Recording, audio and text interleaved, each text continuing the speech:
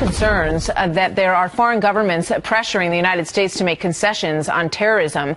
A new report shows the recent release of a confessed al-Qaeda sleeper agent was part of a proposed swap for 2 Americans abroad. Chief Intelligence Correspondent Catherine Herridge on the story live in Washington. Good morning, Catherine. What do we know about al-Mari and any deal from the administration? Did it happen?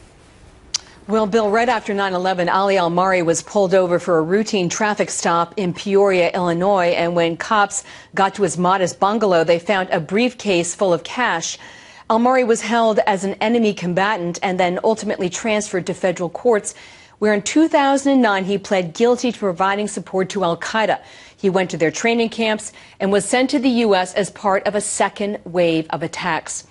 The allegation this morning is that Qatar offered to swap al-Mari for an American couple, the Huangs, held by the Gulf nation for the alleged neglect of their adoptive daughter, a charge they reject. A source familiar with the discussion says Qatar made the offer and wanted to do a deal last year.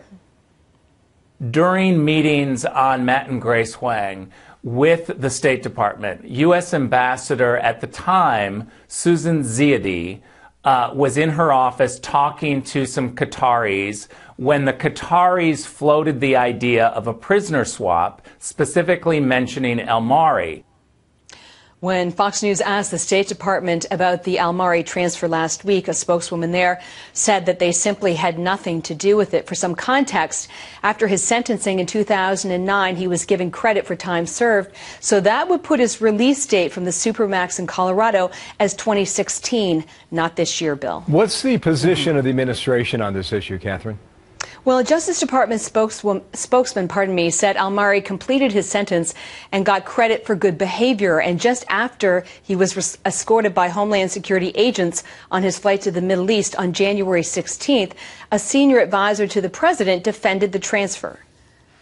And again, I will defer to the Justice Department on the details of every single case that you're bringing up. But the overall picture is to do everything within our power, the strongest force in the world, to keep America safe and to keep focused on that. And that's his priority.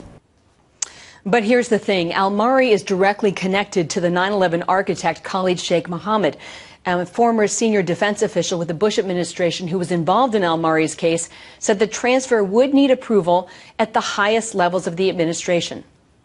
For whatever reason, either through intelligence channels, through the DOJ, through diplomatic channels, but ultimately the decision was taken to commute this sentence and allow him to go somewhere else. Why? We don't know.